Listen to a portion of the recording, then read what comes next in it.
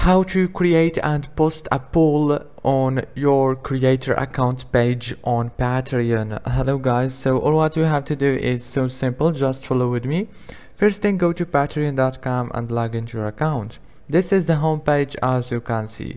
Now all what you have to do is just click right here on create new post. After you click on new post, it will take you to this page. Now all what you have to do is just click here on polls. After you click on polls, you can now add the polls from here. For example, question 1, 2, and here add the question of the poll and then click publish now. If this video was helpful, please don't forget to like and subscribe, and thank you so much for watching this video until the end. See you later.